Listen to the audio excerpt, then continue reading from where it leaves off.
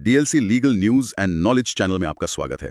आज हम एक बड़ी ही दिलचस्प केस की बात करने वाले हैं। हाँ, एक ऐसा केस जिसमें ग्लैमर है, करोड़ों का मामला है और कानून का एक बहुत ही पेचीदा सवाल भी है। बिल्कुल, ये मामला है फिल्म सुपरस्टार अक्षय कुमार और एक edtech company Q learn private limited के बीच का। और ये ऊपर से देखने में बहुत सीधा लगता है ना, एक सेलिब्रिटी एंडोर्समेंट, एक पेमेंट जो हुई नहीं, कहानी खत्म। हाँ, कोई भी सोचेगा कि ये तो पैसे की वसूली का एक ओपन एंड शट केस है। सही बात है। लेकिन यही तो मजेदार बात है। जब ये मामला नेशनल कंपनी लॉ ट्रिब्यूनल यानी एनसीएलटी पहुंचा तो ये पैसे की वसूली से कहीं ज्यादा बड़ा बन गया।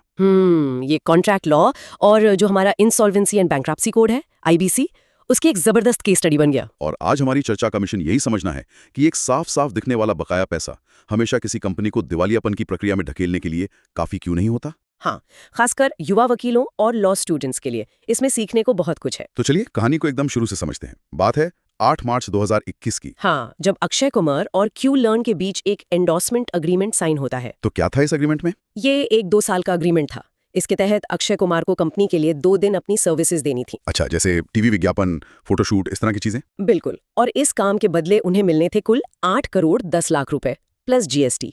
पेमेंट होनी थी 2 बराबर किश्तों में। ठीक है। पहली 4.05 करोड़ की किश्त वो मिलनी थी अग्रीमेंट साइन होने पर या फिर पहले दिन की शूटिंग से 7 दिन पहले, इन दोनों में से जो भी पहले हो, whichever is earlier। ठीक है, ये तो स्टैंडर्ड लगता है। और दूसरी किश्त, दूसरी 4.05 करोड़ की किश्त 15 अप्रैल 2022 तक या फिर दूसरे दिन की सर्विस के इस्तेमाल से 7 दिन पहले, फिर से वही whichever is earlier दी जानी थी। अच्छा, ये जो क्लॉज है ना 5.1.2, यही इस पूरे केस का समझ लीजिए केंद्र बिंदु है। तो हुआ ये कि पहली पेमेंट टाइम पर आ गई, अक्षय कुमार ने एक दिन की सर्विस भी दे दी, सब ठीक चल रहा था एकदम। लेकिन फिर दूसरी पेमेंट की डेडलाइन आई 15 अप्रैल 2022 और कंपनी ने पैसे नहीं दिए। और उससे भी दिलचस्प बात यह कि उसकी ठीक 4 दिन बाद 19 अप्रैल 2022 को कंपनी एक ईमेल भेजती है पेमेंट ना करने के 4 दिन बाद। हाँ। और उस ईमेल में उन्होंने लिखा कि कॉन्ट्रैक्ट की शर्तों में कुछ अस्पष्टता यानी एम्बिग्विटी है और वो इस पर बात करना चाहते हैं। एक मिनट, एग्रीमेंट साइन होने के 1 साल से ज्यादा हो गया और उन्हें अस्पष्टता अब नजर आई। ठीक, पेमेंट की तारीख निकलने के बाद। बिल्कुल, ये थोड़ा अजीब तो लगता है। किसी भी वकील को ये एक तरह की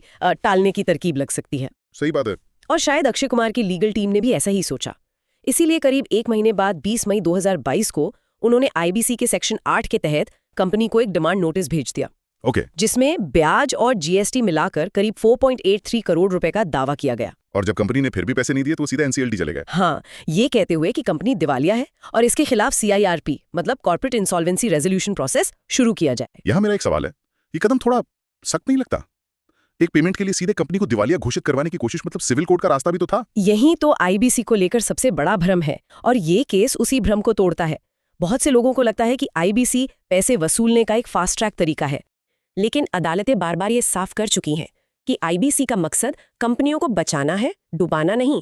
ठीक है, तो एनसीएलटी में जब ये मामला गया, अक्षय कुमार का पक्ष तो एकदम सीधा और मजबूत लग रहा है ना? कॉन्ट्रैक्ट में तारीख लिखी है, तारीख निकल गई, पैसे नहीं आए, इसमें बहस की क्या गुंजाइश है? उनका तर्क यही था, बहुत सीधा। उनके वकील ने कहा कि क्लॉज 5.1.2 में whichever is earlier का मतलब साफ है कि 15 अप्रैल 2022 एक पक्की डेडलाइन थी। चाहे सर्विस इस्तेमाल हुई हो या नहीं। हाँ, चाहे कंपनी दूसरे दिन की सर्विस इस्तेमाल करे या न करे, उन्हें उस तारीख तक भुगतान करना ही था। ये एक तयशुदा ऑपरेशनल डेट है और इसका भुगतान न करना आईबीसी के तहत एक डिफॉल्ट है। ये तो बिल्कुल वाटरटाइट तर्क लगता है। ऐसे में कोई कंपनी अपना बचाव कर कैसे सकती है? उनके वकीलों ने इस सीधी सी बात को घुमाया कैसे? उन्होंने ये नहीं कहा कि हम पैसे नहीं देंगे। उन्होंने सवाल उठाया कि पैसे देने का दायित्व बना ही कब। अच्छा। उन्होंने कहा कि भुगतान सेवाओं के बदले था और क्योंकि दूसरे दिन की सेवाएं कभी मांगी ही नहीं गईं, न उनकी कोई तारीख तय हुई, तो उस सर्विस से जुड़ा भुगतान देने का दायित्व पैदा ही नहीं हुआ। वाह, तो उन्होंने पूरे झगड़े का रूप ही बदल दिया। मतलब वो ये कह रहे हैं कि ये एक बकाया बिल नहीं है बल्कि कॉन्ट्रैक्ट की शर्तों पर एक असहमति है। बिल्कुल। लेकिन आम इंसान के लिए तो पैसा है। इन दोनों में कानूनी तौर पर इतना बड़ा फर्क क्या है? ये बहुत बड़ा और इस केस का सबसे जरूरी फर्क है। इसे एक उदाहरण से समझते हैं। हाँ, बताइए। मान लीजिए आपने एयरपोर्ट जाने के लिए कैब बुक की और ड्राइवर आया ही नहीं, आपकी फ्लाइट छूट गई, आपको नुकसान हुआ। अब आप उस नुकसान के लिए हर्जाना यानी डैमेजेस मांग सकते हैं। ठीक है। पर वो हर्जाना कितना होगा? 500 रुपए, 5,000 या 50,000? ये तय नहीं है, इसे साबित करना होगा। ये है हर्जाने का दावा। समझ गया। अब दूसरा सीन सोचिए, आप कैब में बैठे, एयरपोर्ट पहुंचे और मीटर पर 500 रुपए का बिल आया। ये एक तय रकम है। अगर आप ये 500 रुपए नहीं देते तो ये एक कर्ज यानी डेट है। अच्छा। एनसीएलटी खासकर ऑपरेशनल डेट के मामले में सिर्फ दूसरे वाले केस को सुनता है जहां रकम साफ और तयशुदा हो। पहले वाले मामले के लिए आपको सिविल कोर्ट जाना होगा। क्या शानदार एनालॉजी है। तो कंपनी ने यही तर्क दिया कि ये मामला ड्राइवर के ना आने जैसा है, पहुंची हुई मंजिल के बिल जैसा नहीं। एकदम सही। उन्होंने कहा कि अक्षय कुमार का दावा असल में हर्जाने का है, न कि किसी तय ऑपरेशनल डेट का, और ये कि उनके बीच कॉन्ट्रैक्ट की व्याख्या को लेकर एक पहले से मौजूद विवाद यानी प्री एग्जिस्टिंग डिस्प्यूट है। और एनसीएलटी ने क्या किया?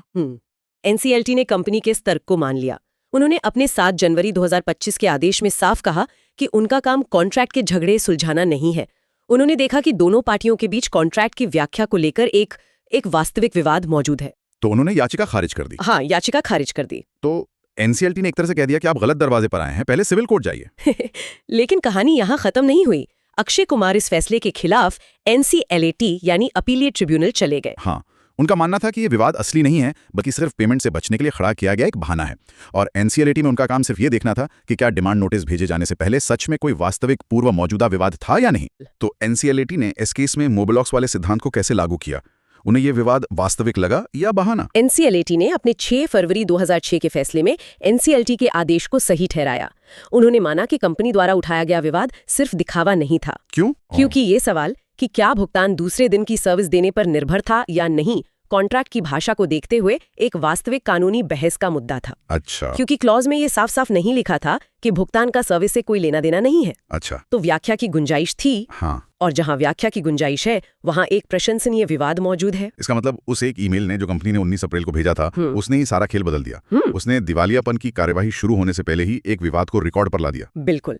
वो ईमेल एक महत्वपूर्ण सबूत बन गया कि विवाद डिमांड नोटिस से पहले से मौजूद था। एनसीएलआईटी ने ये भी साफ किया कि उनका काम कॉन्ट्रैक्ट का मतलब निकालना नहीं है, जैसा एक सिविल कोर्ट करती है। अच्छा। उनका काम बस विवाद के अस्तित्व का पता लगाना था, और उन्हें विवाद का अस्तित्व मिला। तो इस पूरे मामले को अगर हम समेटें तो एक युवा वकील या कानून के छात्र के लिए इससे सीखने वाली सबसे बड़ी बातें क्या हैं? देखिए, इसके कई गहरे सबक हैं। पहला और सबसे बड़ा सबक तो यही है कि आईबीसी को कर्ज वसूली का शॉर्टकट समझने की गलती कभी ना करें, खासकर तब जब कर्ज की देनदारी पर ही कोई सवाल खड़ा हो। हाँ, ये एक ऐसा हथियार है जो बहुत सोच समझकर इस्तेमाल करना चाहिए। दूसरा सबक शायद कॉन्ट्रैक्ट ड्राफ्टिंग से जुड़ा है। कमाल है कि कानून में 3-4 शब्द भी करोड़ों का हेरफेर कर सकते हैं ना। आपने बिल्कुल सही पकड़ा। दूसरा सबक यही है, कॉन्ट्रैक्ट बनाते वक्त एक एक शब्द कितना मायने रखता है। अगर उस क्लॉज 5.1.2 में सिर्फ एक लाइन और जोड़ दी जाती कि यह भुगतान किसी भी सर्विस के प्रदान किए जाने पर निर्भर नहीं करेगा, बिल्कुल, और तय तारीख पर देय होगा, तो शायद इस केस का नतीजा कुछ और ही होता। और तीसरा सबक जो मुझे लगता है वो डेट और डैमेजेस के फर्क को गहराई से समझने का है। हाँ, ये बहुत जरूरी है। अपने क्लाइंट के दावे की प्रकृति को पहचानिए। क्या ये एक तयशुदा बिल है या कॉन्ट्रैक्ट तोड़ने पर हुए नुकसान का अंदाजा? अगर ये डैमेजेस का मामला है तो एनसीएलटी आपका समय, आपके क्लाइंट का पैसा दोनों बर्बाद करेगा। सही फोरम चुनना आधी लड़ाई जीतने जैसा है। ये वाकई में एक जटिल लेकिन जबरदस्त शिक्षा देने वाला मामला है। ये दिखाता है कि कानून सिर्फ लिखे हुए शब्दों का खेल नहीं, बल्कि उनकी व्याख्या और इरादे का भी खेल है। हाँ, अक्षय कुमार के लिए दिवालियापन का रास्ता तो बंद हो गया, लेकिन सिविल कोर्ट का विकल्प अब भी खुला है, जो एक लंबी और अलग लड़ाई होगी। बिल्कुल। तो हम अपने युवा वकील श्रोताओं के लिए एक विचार के साथ इस चर्चा को समाप्त करते हैं, और ये इस पूरे केस का असली निचोड़ है। अगर आप इस एंडोर्समेंट अग्रीमेंट को तैयार कर रहे होते, चाहे अक्षय कुमार की तरफ से या कंपनी की तरफ से, तो आप भुगतान से जुड़े उस क्लॉज 5.1.2 को कैसे लिखते? आप उसमें कौन से शब्द जोड़ते या हटाते ताकि इस तरह के किसी भी विवाद की कोई गुंजाइश ही ना रहे और आपके क्लाइंट का हित पूरी तरह से सुरक्षित रहे? इस पर जरूर सोचिएगा, क्योंकि यही एक अच्छे वकील की पहचान है।